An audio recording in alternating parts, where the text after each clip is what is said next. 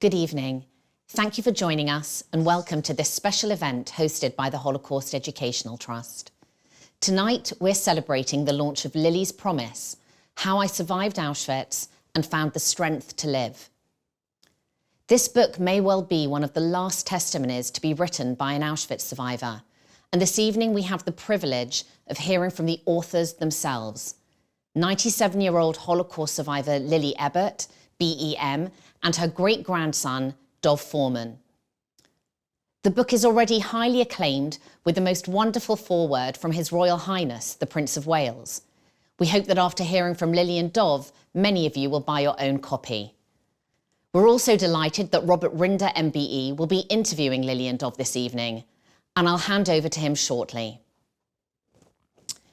Our mission at the Trust is simple: to ensure that everyone everywhere knows about the dark history of the Holocaust. 6 million Jews were murdered during the Holocaust, by starvation, by bullets, and by gas. Entire towns, communities, and villages were wiped out, with no one left to mourn. Holocaust survivors like Lily are at the heart of what we do. Our nationwide outreach program enables thousands of people every year to hear from a survivor. We train teachers, provide resources to use in schools, and we take young people to see the sites where the atrocities took place. And these young people go on to become our ambassadors, many of whom are with us this evening. They are the next generation committed to passing on the truth of the Holocaust and standing up against anti-Semitism and hate today. Over the past 18 months, we've adapted our program of work. Survivors share their testimony online, mastering technology far better than I can. Wherever and however young people are learning about the Holocaust, we are at the forefront, offering new ways to engage with this most challenging subject. In fact, the past year has led to some very exciting digital developments, which we will share in due course. As a charity, we rely on you and are so very grateful for your constant support and encouragement. And if you want to be involved in our forthcoming campaign in October to raise the crucial funds for our work, please get in touch. Lily promised herself that if she survived, she would go on to tell the world what really happened during Europe's darkest period in history. And Lily has done just that. Well into the future, we will continue to share survivor stories and remember all those who were never given the chance to tell the world what happened. We will do this with the help of the descendants of our beloved survivors, members of the second, third, and in Dov's case, who at the age of just 17 is an unstoppable force, fourth generation. Ladies and gentlemen, we will now hear from Lily and Dov themselves in conversation with Rob Rinder, MBE, a champion of our cause, our own Mr. Motivator for our ambassadors, and a great friend. Earlier this year, Rob was honoured by Her Majesty the Queen, receiving an MBE for his work in Holocaust education and remembrance. Mazel tov, Rob, and over to you. Now, what a rich gift to be here with you, Lily Ebert and Dov Foreman. It's such a rich privilege. We are... It's a lovely Jewish word, which I try to share with everybody, not just people from our community. Extended mashpocha, extended family, sewn together by threads of light that weaves itself into a tapestry for me and for you, as the great-grandson of a survivor. It's especially important, moving, and dare I say, having read your book, even magical to be alongside you, to hear your story, which is important now more than ever. But there's an even greater gift, which is to look with such kvel at your great-grandson, Dov, who's championed this story, who's become, as we come into this period, or just left it, like Aaron, a spokesperson for this story, to give it a platform, to give it life, to give your history life alongside you. And together, we're going to learn, listen, and hear. And I was going to use my words, but, you know, given the magic and the elbow and the chutzpah of Dov, he didn't want me. He wanted someone infinitely better. He didn't just manage, he reached out to the royal family, and in this case, the Prince of Wales, who I think really, as we go on our journey of your life, expresses what we as a community, a family, are doing here more than I ever could when he said this. In the foreword to your book, Lily's Promise, this is my copy. It is the Holocaust survivors who help us transform history into memory by their ability to humanize the inhumane. It is them and their words that make the past the present. Lily Ebert, as ever, a story never starts at the end, it starts at the beginning. And so often, we only get little bits of the puzzle, but never get that rich opportunity to start from the beginning, as there always was. Your life started in Hungary. What was the town you were born in like? How rich was Jewish life there? Very rich. It was not a big town, but a very rich Jewish community, and a very old Jewish community. We saw that on the cemeteries, how many people were buried there. Generations. Generation of maybe 5, 6 generations before me. So it was a very old Jewish community. It was too Jewish. It was the Orthodox or Neolog. It was two different. My family belonged to the Orthodox Jewish community. They were very important people there. They were one of the leaders from the town. Mm-hmm. And you had, well, tell me something about your family, brothers and sisters. We were 6 children, 2 boys and 4 girls.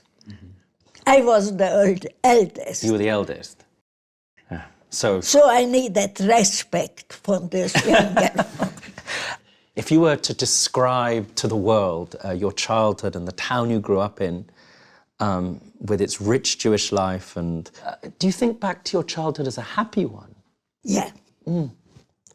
First of all, because I had the best parents what anybody can dream it. And that is one of the most important for children. Have a nice home. Even without having friends, we were a big family.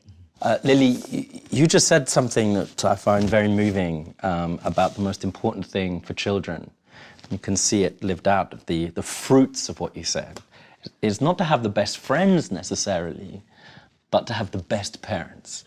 And yours were the best parents. How so? How were they the best parents? Why? That they have never asked anything from us we should do what they have not done. They has never asked over from us children. They gave us freedom, and together with that, we could choose and taught us. I think that is the most important. Not to tell us what to do, showed us what to do. And that is the most important thing. But you're there in 1941, the war is happening, 42, 43. The war comes to you. At what stage did your family begin to become fearful for your future? You know what? I don't know that when. Because I think now that it was in a way a mistake. We were protected as long nearly before they took us in the ghetto.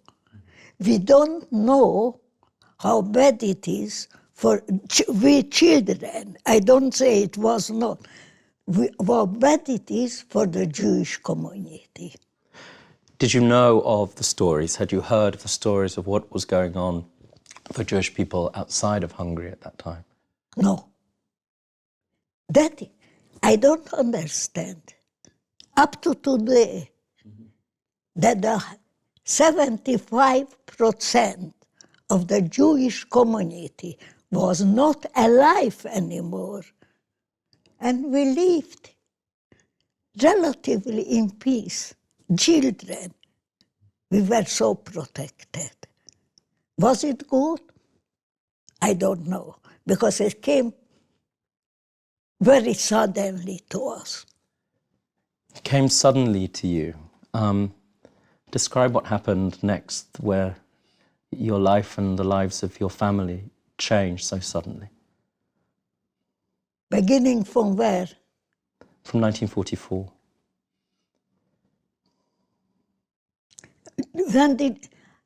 Then the Germans invaded Hungary. Mm-hmm. Then everything changed, one day to the other. First of all, we had to wear yellow stars, and we could not go out after 6 o'clock. Can I ask you when that happened, when that law came, the law came, and we reflect back to you living alongside in peace and in codependency, your neighbours and friends. What did it feel like when you were forced to do that by law? Everything changed. From what that was the problem. From one day to the other, everything changed. Up to there, we lived really relatively in peace with our neighbors, with our not Jewish people. It was no problem. Now the Germans come, and you see laws come in alongside the Nazis. Every day something else. And there's a moment where you're forced to, by law, sew a Jewish star onto your clothing. And things start to restrict and become more dangerous and more frightening. But I wondered how it felt when you were forced to do that. We had not a lot of time to think. Why not? Because from one day to the other, it got only worse. That was only the beginning. Then, when really we felt it, first when we had to go in the ghettos, because we had to go in from our nice homes for the poorest part from the town, and we instead big house that's where we could live, we had to go in one-room families. Now, before you ended up in one room in those terrible circumstances, it's a question that I have to ask, because I think people watching, listening, and above all else hearing this, wanting to know this question, did anybody outside of the Jewish community try to help you or do anything? What did they say to you? Do you remember? I personally haven't seen that anybody would have wanted to help. And as you think back now and this wonderful message from this book, do you have a reflection on that?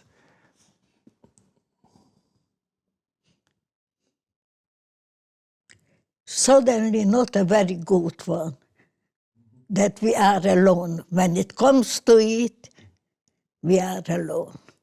We must look each other with Jewish people, and not to think that we will have a lot of help when we really need it. And that is a very bad feeling. It is. Lily, as we reflect on that, the story moved, and having had some comfort living in a nice family in what we might describe now as a middle-class home, you find yourself forced by law each day getting worse and worse into one small room with all of your family. Where was that? What was life like in those circumstances? We managed because we thought it will be a very short time. Mm-hmm. And we really cheated ourselves. We thought it will be a very short time, and then we will get back to our homes, and it will carry on the normal life. Instead that, it gets from day to day worse. Lillian, there's one word to sum up that I suppose some people would describe it as the psychology to cope. You're talking about really that you had hope as a family that things would be okay. And we're going to talk about this later, but as I sit here with you, I feel overwhelmed by hope despite everything. At that time, though, as things got darker and darker, how did you hold on to hope? Why did you feel hopeful? Maybe it helped me, the belief that I was Jewish. And we had to do that from generation to generation. That we are here today, that is what helped us. We had to have hope. There you are, and I think you've moved into a ghetto, forced to live there. Tell us something about what day-to-day life was like. You say you helped each other, looked after one another.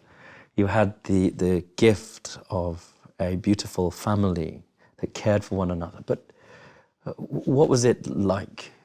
What did you see there? Before that, I must mention something, because then I had no father anymore. My father, luckily, was dead before he is buried in Hungary. Luckily, he died. Now, it's a very unusual thing, I have to say, Lily, if you don't mind me saying, to say the words, luckily, Yeah. my father died. Yeah. And as we think about him, we come to a period of reflection, Rosh Hashanah and Yom Kippur of Yizkor, thinking about the memory of our father. As you think back to him and the things he didn't see, thinking about your father now and seeing all of this around him, beautiful family, what do you think about your father now? I know only one thing. He was, thank God, lucky. And maybe for that, because he was the best father what anybody could want. He looked, his dream, every life was his family. And having modeled family, mishpocha, in your life, just as I sit here, how does it feel to reflect upon him now? That maybe Hashem looked after him and wanted him not to be burned in Auschwitz, in this terrible place. He's at least buried, and I can go to his kever, because he is the only, my mother kever, I cannot. She came with us children to Auschwitz, and she was there killed. Now, it's 1944. You're doing your best to look after one another in very difficult circumstances. And the order comes for transportation. Did the order come and did it direct the whole family at the same time? Yeah. And where did you believe that you were going to, Lily? First, we were taken only to from all the surrounding towns to one town, because they know they have to come put us together to take to the camp. So we were taken from our town to a town named was Pécs. And there were the Jewish population from these surrounding organized. They were very organized, the Germans, because, and something else, our town was one from the last one who was taken to the camp. Now, you talk about being taken to the camp from this town. Now, people will know the name, but to hear it, I think, is an important one. You were taken to which camp? Auschwitz-Birkenau. Lily, tell us about the journey there. How did you arrive? Who were you with? I promise you, if today would send animals to slaughter, this way how the journey was, the whole world would cry out. The journey without, they gave us in a wagon where it should be maybe 10, 20 people, we were 70 put in, sitting on the floor, but nobody could move from the place where they sat. But first I should have mentioned that in the wagon, about 5-day journey, they put it in with water, 2 buckets. One with water, one for human waste. 5 days. You were there with your mum, and you said the names, you sang the names of the neshama, the souls of your brothers and sisters. Can you say their names again and how old they were as you were in this wagon of 70 people? What were their names? My elder brother was not with us. Him they took for slave labor. My sister name was Renee, then Piri, and then my younger brother who came with us was Bela, and my sister, my youngest sister was Berta. Berta. And your mum was with you? And with this we traveled. That was the last time when we traveled together. When did you hear that you were being taken to Auschwitz? Never. What did you know about what that place was before you got on the train? All the time they say those lies. What we lies? We were taken to a place where old people will look after the young, and young people the younger will work, and the little children will be looked after. That was the lie, what they took out. Not for the reason that we should have better, that we should not know, for their own reason. They don't want that for them we should, what is the word? Fight back. Fight back, in a way that. And that is what they have. They wanted to have easy work, and they know already what to do.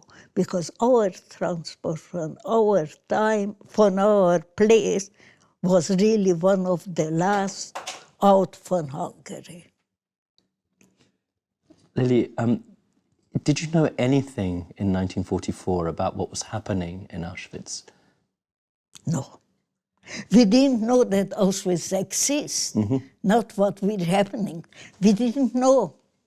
And that was already the 75% at least. The Jewish community was not alive anymore. Then it was not like today. It is difficult to understand even. No news, no Twitter, no social media, right? Lily, we come to the very difficult part of the story. It's all been difficult. The moment of arrival at Auschwitz-Birkenau. From your memory, arriving in this place that people have stood on today, but won't have stood on that earth when it was in its full horror of operation. What did it feel like to arrive? You know what? No, you will not believe it. We were in a way happy to arrive somewhere. It was so terrible to going there. When you arrived at Auschwitz, You were half dead. was everybody alive in your wagon? No, a few people died. In every wagon, people died. Old people and babies, children. It died. You speak about almost a sense of relief at finally just arriving at a place that you had no idea of. Auschwitz-Birkenau. What happened next when you arrived? Before they opened the door to getting house when we arrived, from the so-called window, what we had a little place where we could. You saw there some, I don't know, it doesn't look to people, but somebody is moving. It doesn't look to me. No hair, the woman, not in dress, it rocks. People looked, we thought really we arrived in a madhouse. With the people who were moving doesn't look human. We did not know then that in a few days time, we will not look better. They didn't look human, to echo your words. They don't look humans who looked. You find yourself walking up towards an infamous moment that we know took place at Auschwitz. What happened next?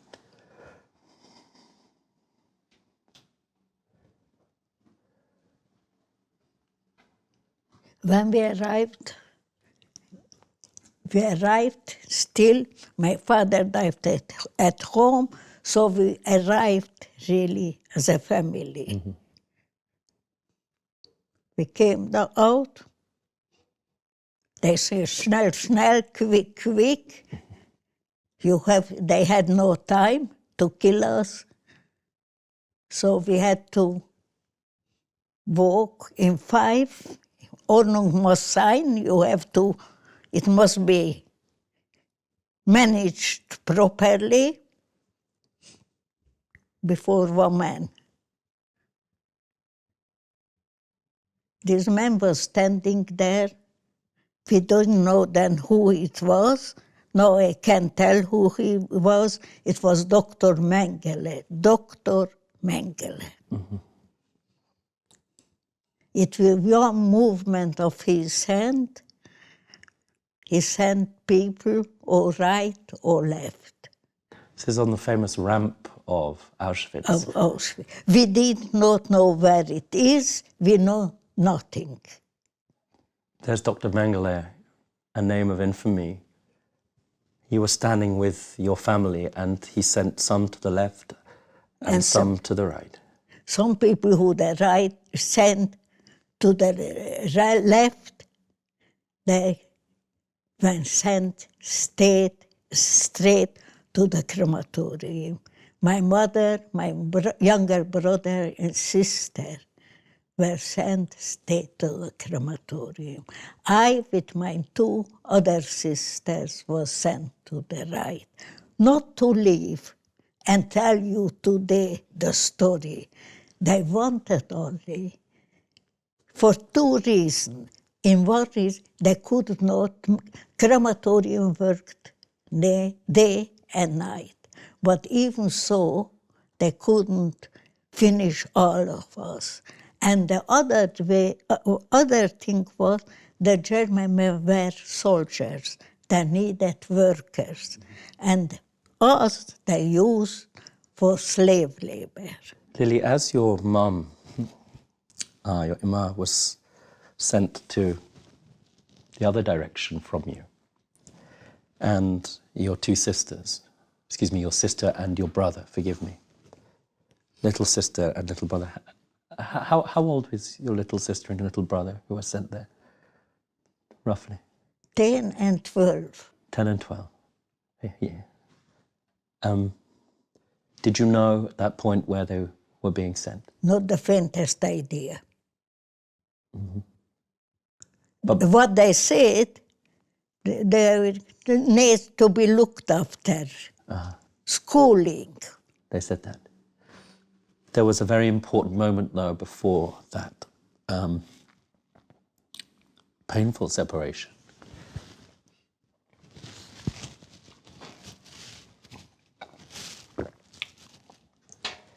Your mother did something very important. That he did it already. I haven't mentioned, but if you want to come, yeah. Tell us. When we were in the wagon, when we traveled. In the wagon, before the selection process, before arriving at Before arriving. What did your mother in the do? last year, I don't know why. What did she do She changed shoes. with you? Yeah. What did she tell you about the shoes that you were putting We on? know because my brother put a few jewelry for my mother in the heel of the shoes for my mother. And I had, when we traveled on the train, just the last day, and it was Shabbos. We arrived Sunday that I arrived. I remember the minute. And when we arrived, we had a shower, they cut our hair, and they took away everything. And for our transport was one of the last out from Hungary, so it looks like they run out because they gave these wooden shoes for the people. They let us to keep our shoes.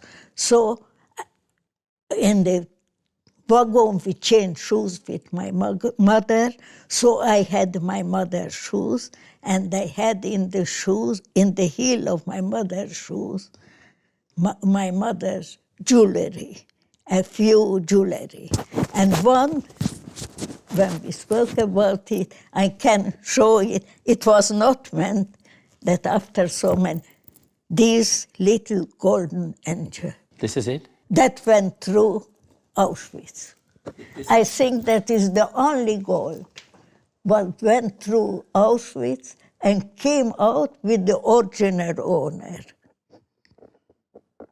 And that I get when I was 4 or 5 for my late mother. As you hold on to that piece of jewellery and all of its memories, you talked about what happened when you and your 2 sisters were taken to work. It's difficult, but it's important that people hear this. What happened to you? You described showers. What happened to you next? What else happened? I have to go back in my mind. Did they give you a number, Lily? No, not then. No, it's too late in the time. That was later. Mm-hmm. When you get there, it was people who arrived, but not from Hungary. I heard the Polish people get their name when they arrived. Insofar as you can describe what life, I use that word because I can't think of a better word, what life was like there, how would you describe it to people who are listening? That it was not life, first of all. It was only to keep up, to be alive, but it was not life. You cannot describe. How can you describe a place where you cannot slept on straw, where you had nothing to eat? How can you explain? I don't know how I explain this. Unexplainable. It was not a place what you could explain, that you can live there. And these terrible people who, instead to help you, waking you, say, a day there. Waking you in the morning, I begin from the morning, when it was still dark outside. It was raining, showers, doesn't matter what day. You had to stand outside as long, they counted you twice a day. We had to stand as long as they came to count us. It was not for 1 hour or 2 hours, sometimes it was 6 or 7, and you had to stand 5 in 5. You were weak, you could not stand, but you could not sit down. Now, before you ended up being transported to another camp, you were with your sisters. It's a question that so many people I've heard want to ask you. How do you keep going? What's the motivation to stay alive? I had to. Why did you have to, Lily? Because I was together with my 2 younger sisters, and I had to look after them. That was one thing. The other motivation was, and that was very strong, I know it is not life, but I said, I must stay alive. To tell today for you, and in the middle what I have told, there I promised myself, if I survive, I will tell the world what happened there.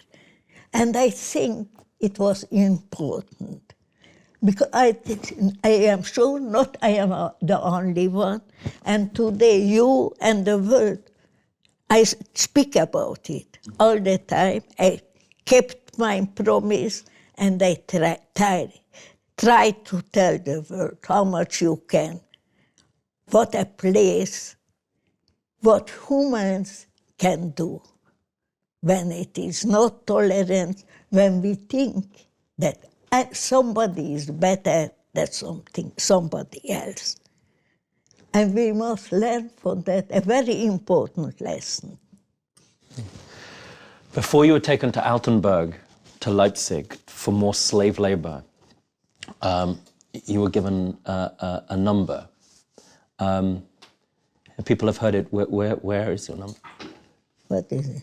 It is already fading.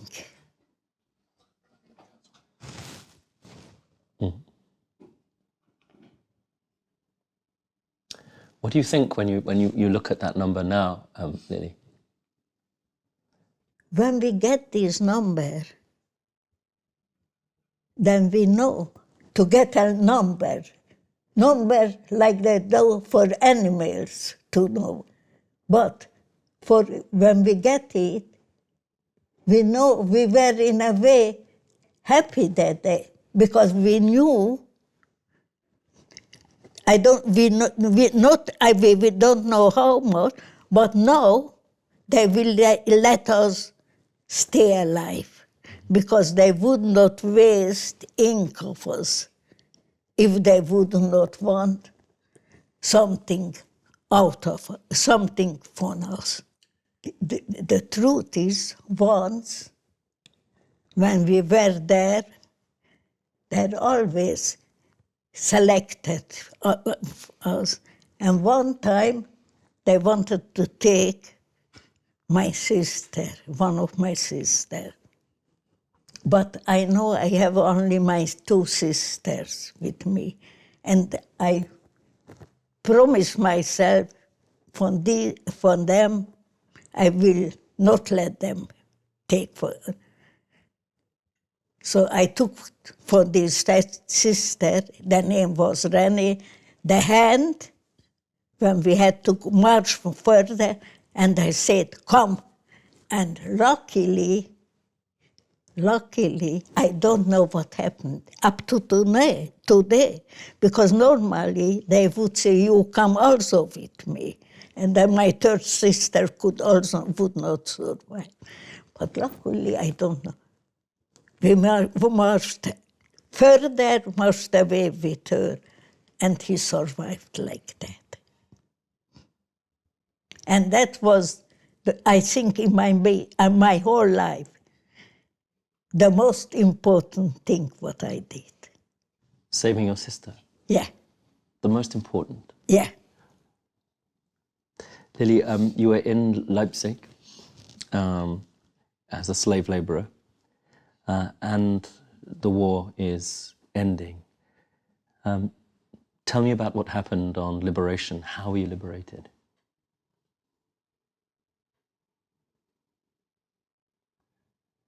Let's sit for a moment, eh?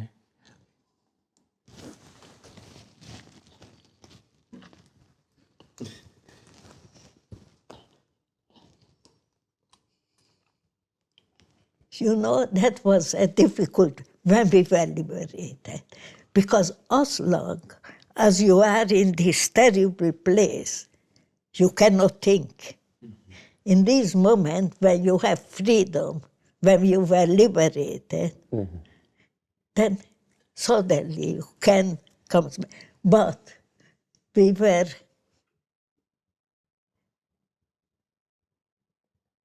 so tired and so hungry and everything. But we said, I wanted only to sleep and I would like to eat. Sure. You're with your sisters now. Something happened which is going to, link the stories to you and your great-grandson as we go on our journey with each other. Which army was it that liberated you? The Americans. The Americans. And what state were you and your sisters in at that point? Half dead. Half dead. Now, I think you were being looked after, and you're going to tell us by whom and what happened, but there was a moment in your story, in this beautiful book. It's not just a promise, but it has light brimming around its edges. A moment when you were handed, I think, a banknote from somebody. What happened in terms of the liberation as you've come to understand? So I believe when Lily was liberated by the American soldiers, she came to meet an unnamed American liberator who wanted to offer her a message of hope and love. And he gave her a banknote because he didn't have any paper at the time. And on this banknote, he wrote on the sides, "The start to a new life and good luck and happiness." And he wrote on the bottom, "Assistant to Chaplain Schachter." And that was the only identification we had of him. Now, just hold on for a second. Where was Safta at this point when she received this? So we don't know exactly where, but it must have been between Fafroda and her, and when she was taken to Buchenwald. He cannot know. He was not alive this time. We have a Deutschmark, 10 Deutschmark, and on the back is written, Assistant to Chaplain Schachter. Can you read it? I can, yeah. And it says, Lily, the start of a new life. New life. You had that, and also you came out of the shower with a necklace.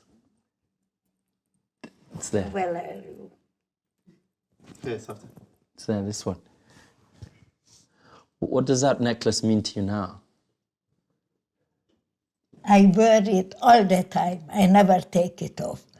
That is the only thing, really, what I have from at home, what I get from my mother for a present when I was about 4 or 5 years old. And now I wear that all the time, this little angel. It is a very little gold what very, for me, is worth everything. Now, your 2 sisters survived alongside you. Yeah, And your elder brother, you discovered, survived. yeah. Everybody else was murdered. Yes? Yeah.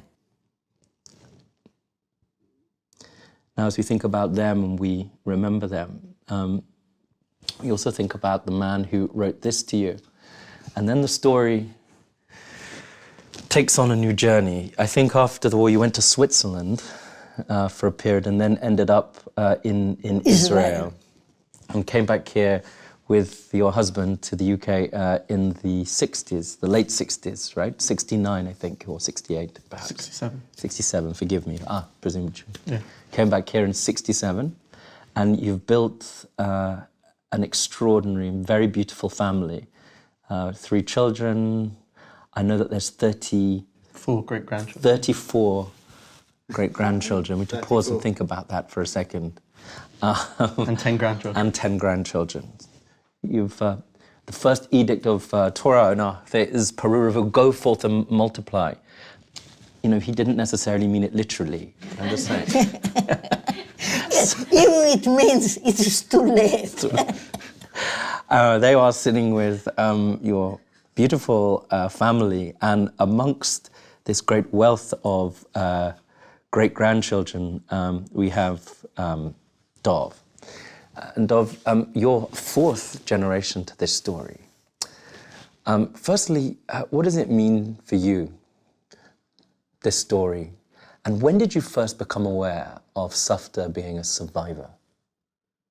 I can't really remember a time when I didn't know that she was a survivor, but that was all. I didn't know any things that happened to her when I was younger or details and key facts, but I knew that she was a survivor growing up. She used to come to my primary school and tell us what the Holocaust was. Not really her story, because I think she didn't want to hurt children, but she used to come and tell us that she was a survivor. And I think I'm quite lucky in that sense, because with my mother's generation and her children, she didn't tell them. But with me, I think she felt comfortable telling us because we were the great-grandchildren already. And she realised that these are the last moments and we will be the ones to carry on this story. And I feel that it's incredibly important that I carry this on, because otherwise, who else will? And you've thought about, being a young person, ways to tell that story across the world using social media, and especially using this extraordinary thing, which is, for me anyway, a gift to have held and to have touched this banknote. What happened? What did you do, Dov? So I feel privileged to have spent so much time growing up with Lily, which is quite unusual to spend so much time growing up Call with... Lily? No, with my great-grandma or Safta. But I feel not many people will be able to spend so much time with their great-grandmother growing up. So during the lockdown, it was incredibly hard to be separated from her. So when the lockdown rules eased, I jumped at the chance to spend more time with her again. And one of the many things she showed me, one of the many relics she showed me, was this German banknote. Can you hold it? And I realised how important it was, because after all, she had kept it for 76 years. And the kindness that the soldier had given her it really deeply touched me and touched my heart. And I realised that people need to learn about the liberators and this story. What did it do to you when you read that first time, casting your mind back and knowing that your Safta had been able to tell you the story in a way which is too painful, perhaps too difficult for the other generations? When you first saw that, can I take that for a second? This beautiful piece of writing, it's so sacred. The assistant of Chaplain Schechter, the start of a new life. When you held that and looked at it, do you remember how you felt for the first time? I can't remember the exact feeling, but I remember just thinking that this is proof that the Nazis didn't win. Not only the fact that an American liberator was able to give that to her, but the fact that I'm here, great-grandson, 75 years later at the time it was, sitting with my great-grandma, and she could tell me that story. And as Lily said, she wasn't meant to survive. Yes, she was sent to the right in Auschwitz, but that was just because they didn't have enough time and they needed workers. She wasn't meant to be here. And the typical story of the Holocaust isn't told, because the typical story involves the killing of entire families and communities and villages in the gas chambers by guns or by starvation. And so I realised how important it was. And that was the moment where I realised that I have to take this story on and share it with the world. And I took to Twitter, and I remember joking with Lily that I'll find the soldier in 24 hours, I think I said at the time, and within 8 hours, thanks to the help of the amazing community who were helpful on Twitter, that we managed to find the soldier, and it was just an amazing moment. So there's a good news story about Twitter. Yeah. Here we have one. You reach out to the world looking for the soldier, and what happened? What was the reaction? The reaction was amazing, and I remember going to show Lily some of the comments, and we were just blown away because, as you say, we, quite rightly so, we're reminded of the dangers of social media, the dangers of Twitter. Hate can spread so easily, and unfortunately, there's so much hate on social media. But I think we were surprised to see how many good messages we were getting, and the love that people were sending, and the support. And historians were reaching out, trying to help us, identifying what type of banknote that is. And it really reassured me that people do care and people want to hear Lily's story and help. And most importantly, it's right that you connected with the family and the family of the person who gave Safta that banknote. Yeah. What happened in that moment? How did you discover it, and what did you do? Someone sent us an article from the New York Times about one of the assistants to Chaplain Chapter who had sent letters home to his wife every day. And so we compared the writing, we realised this is the soldier. So we did some investigations on the internet and found the family, Arlene Schulman, because it referenced her in the article. And so we contacted her, and a week later we managed to have a Zoom call with them. And it was just really emotional. It was absolutely incredible to see Lily connecting with them, and just for her to be able to thank them. And if that soldier wasn't there to liberate Lily, maybe Lily wouldn't be here, and maybe all of her 34 great-grandchildren wouldn't be here. So it was just an incredible moment. Safta, tell me what it was like when you got to speak to this family. How did it feel? You cannot describe. It felt that is your family, my family I speak with, who know something so extraordinary happened. How did you feel? It was incredibly emotional. It was thankful and just... What did the other family say or do? You know, extraordinary feelings you cannot explain. How you would explain extraordinary feeling? I can't. Mm-hmm. So you reached across the world, and the world reached back to you, and this became a global phenomenon. And you, using all of the modern tools social media at your disposal, have told Lily Safta's story to the world. And you've done it in so many different ways, extraordinary. One of the ways is through TikTok. Now, tell me how many followers you have on in my generation. In my generation, not even your other TikTok. I thought it was a clock. A clock makes TikTok. Exactly. Yeah, that is TikTok. Yeah. What happened? The first time I said to Lily, I think we should set up a TikTok account to share your story, she laughed. She goes, I'm not dancing. Trust me, don't dance. Yeah. I think she'd seen it on the news because it was becoming quite big in the lockdown. So what did you do? So I set up an account just after Lily had survived Corona and recovered, because I really wanted to share with the world how incredible she is. I mean, she's so positive, as you can see today. She's always got a smile on her face. And I think her smile is infectious, so I thought I could share her with the world, and they would learn so much from her, not only in her Holocaust testimony, but also as a person. So you set up a TikTok account. Now, roughly as we sit here today, how many followers has it got, and how many times has Lily's stories, how many hits has it had across social media? It's quite an extraordinary thing, I have to tell you. At the moment, we're close to 1.4 million followers. And in the past 100 days, we've had over 100 million views. And it's just incredible to have a platform where millions of people want to hear Lily's story every day. And I think the reason we've had such, I say, success on social media is because people are able to ask Lily the questions that they've always wanted to ask a Holocaust survivor, and they recognise that this really is the last moment. Lily's 97, and there really aren't so many Holocaust survivors alive. So we do a Q&A on our TikTok. Every day we'll answer different questions from the comments. And I think people like the fact that they can ask their questions, and they can have their questions answered by a survivor. So in 20 years, they can tell their children, look, Lily answered my question, and this is what she said. And the videos will be there forever. So now, in addition to the positive response, the thirst for answers, for questions, to have that rare gift of speaking to a living witness. There's also been some darkness in the response, Dov. Can you tell us a little bit about that? Yes, so unfortunately, people will always resent the fact that a Holocaust survivor has a platform and that a Jewish person is able to share their story. And so unfortunately, like always, we've got some negative comments and negative responses, but we try not to dwell on that. We focus on the positive side because, as Lily's always said, you carry on in life, and as long as you have life, you have hope and you can carry on. And what I think is so important and what Lily often says is that, or Safta often says, is that the Holocaust didn't start with the final solution. It didn't start with gas chambers. It started with words. And so we have to be careful and we have to be vigilant.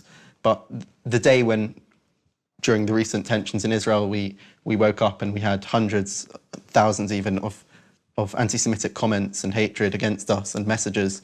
And I straight away said to Lily, what should we do? And she said to me, let's post a video, let's carry on, because we won't show them that we won't lose. We'll carry on. And it only emphasised our message of why we're doing what we're doing, to share Lily's story and so that people learn from what hatred can do. So in response to the anti-Semitism, that phrase of yours that I'm going to take with me into the world, that it didn't start with Auschwitz, it started with words, Lily. Living witness, you say. Yes, I am one of the last one, I am sure. Living witness of what really happened. And I promised, and I do it. I don't let the world forget it. Because when we don't speak about, and the world didn't know about, it can repeat it. So I promise and I do tell the world, please be tolerant to each other. Don't think you are superior to somebody else, because you are not. That message is more important, I think, now more than ever. We've seen the growth of anti-Semitism again. Anti-Jewish racism. Can I ask you, Lily, they were thinking back to the piece that you had at the beginning of our story together, living in Hungary alongside friends. You didn't think that anti-Semitism was coming to you. How has it felt to see anti-Jewish racism return again in your lifetime? Terrible. Because I know we Jews, we had anti-Semitism, it was not the first time, all the time. But I thought maybe it changed a bit the world, but it hasn't. And now this feeling is terrible. Because you want to have something very important, what is the most hope, that it is difficult this time, but it will be better. Dov, on that message of hope, and we'll leave, of course, Safta, as always, not just because of Derech Eretz, but because of her last powerful words, but you posted another video. You've had 100 million hits. Yes, there's been bleakness, negativity, anti-Jewish racism, but overwhelmingly, what has been the response? And especially after all of that wave, that tsunami of hate, when you defiantly posted a new video and continue to post Lily's story as a witness, what's been the response of most people? It's been incredible, and people realise that they need to learn and they need to hear her stories. As you said, a living witness, one of the last living witnesses.